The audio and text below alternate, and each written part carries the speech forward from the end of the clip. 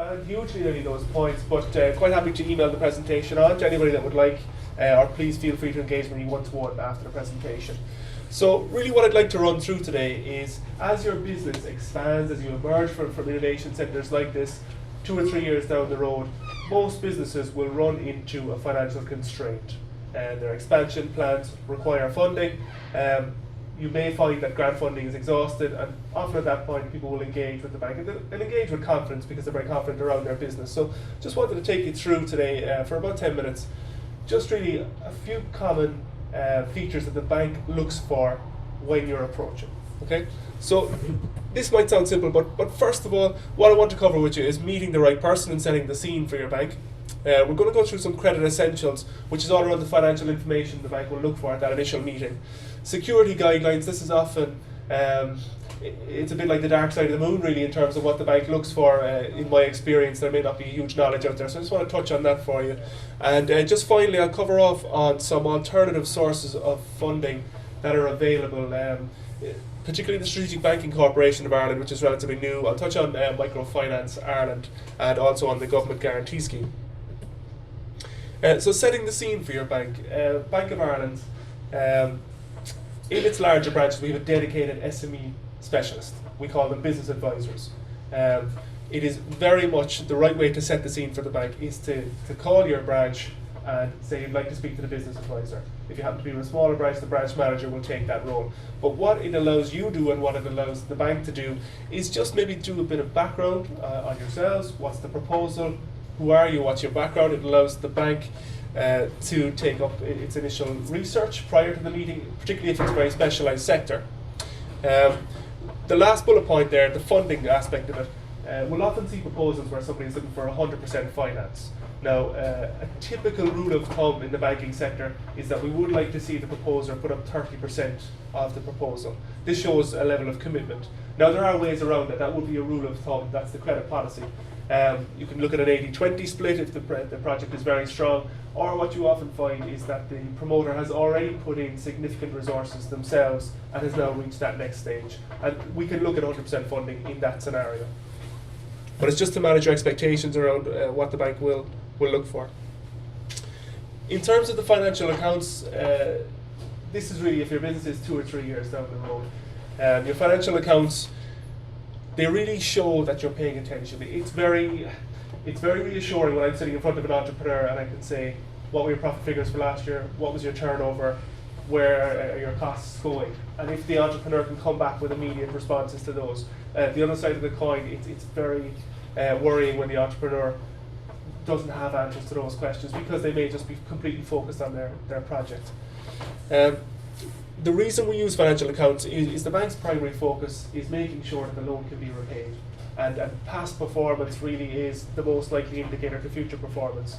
The bank may also look for management accounts if your financial accounts are a little bit dated, particularly this time of year. If your year end is December, we're obviously into October, so management accounts might be looked for. Again, it's very reassuring from the bank's point of view when an entrepreneur can produce management accounts and is on top of their figures.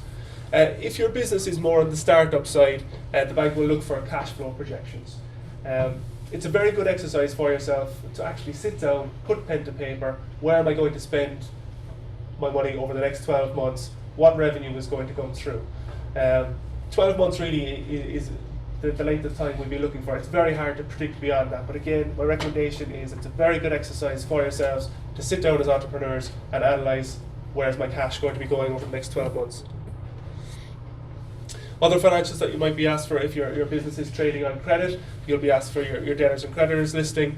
If you're self-employed, you'll often be asked for confirmation of tax affairs. That's just a very straightforward one-page letter from an accountant. A statement of affairs, this really has come into play, particularly after the 2008 period where individual business operators might have a large level of personal debt. So we'll often look for a statement of affairs, just shows your assets versus your liabilities. The business plan is very important, particularly at startup stage. And again, it's a very worthwhile exercise for you to sit down, establish the fundamental viability of the project. Remember that when you're meeting with somebody like myself, I then have to get the loan approved by a credit department or a credit committee. And while your passion is easy to convey to somebody like myself, I then have to go onwards to a credit department, and a document that's well written like a business plan is very important. It should act really as a yardstick for yourselves for measuring progress. It shouldn't be something that you just write day one and put in a drawer. It should be a living document, something you're updating. And again, I would stress that the focus should be the first 12 months. Really, that should be the main body of the business plan. What constitutes a good business plan? This should be, again, something simple that I can pick up, have a conversation with the credit department, and immediately the sense of the business can be conveyed. Again, just focusing on bullet point 2 there, I noticed earlier Trevor mentioned that, Trevor Wigworth, that he wasn't a techie. And it's very important in your business plan, really, if you can identify areas where you have weaknesses yourselves.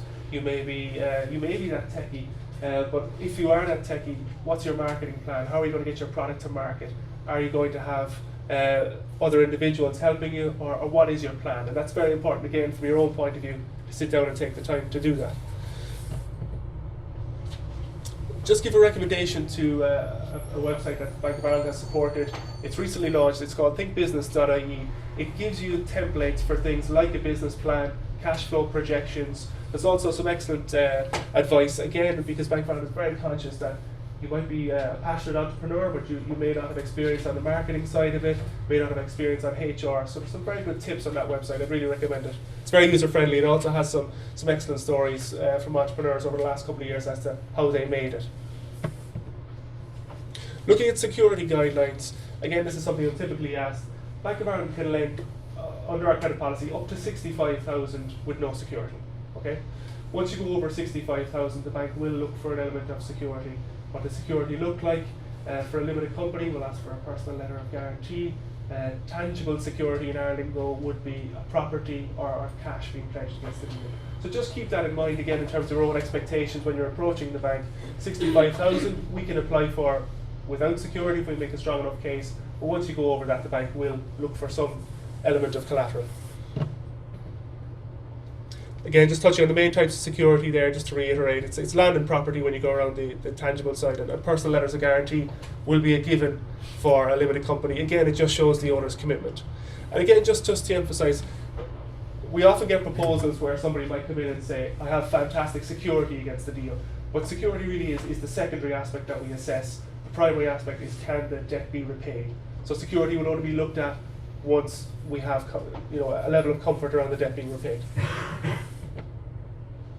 Just to touch on some alternative sources of financing for you, the Strategic Banking Corporation of Ireland, it's relatively new, it may not be well known given the fact that it was only launched in February of this year. It's for amounts greater than 25,000 up to 5 million. This really was launched in response to the fact that, again, during the credit crisis period, banks probably did exactly what an economy doesn't need and retrenched their lending and stopped lending into the economy.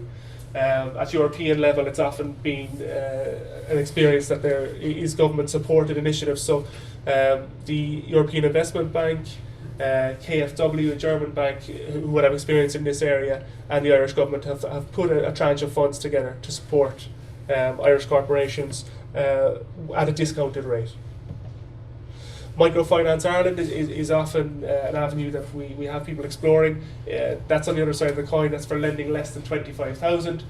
Just be mindful that you must have the application declined by your bank before you can engage with microfinance. Sorry, that's no longer the case. Is that okay? It's no longer the case. Okay, thanks for updating me. Okay. Government guarantee scheme. This is in relation to the bank often having difficulty in financing either high-risk sectors or where there's a security issue. So the bank may say, we're satisfied to go ahead, but we require security, or it's too high risk. So the government credit guarantee scheme there can intervene. You pay a premium of 2% on your lending, but that may get the lending across the line. Just to touch on seed and venture capital funds, again, if you're raising debt finance, it may not be appropriate to every business at your startup level, because obviously it has to be repaid. The bank will often look for a monthly repayment or a stocking facility. So equity finance can be an alternative route for you before you're engaging with debt finance. It allows you maybe to get through a year or two before you go down the route of debt funding. Just some Bank of Ireland propaganda before we finish up. We often get thrown at us, are the banks really open for business? I can update some of the figures on that slide. Yes, we've lent 2.5 billion in the first 6 months into the SME sector. That's up 18% on last year. We've had 34,000 credit applications so far from SMEs in the first 6 months of the year, and the approval rate is 88%. So it's a very high approval rate, so really you can approach the bank with confidence. Okay guys, that's me.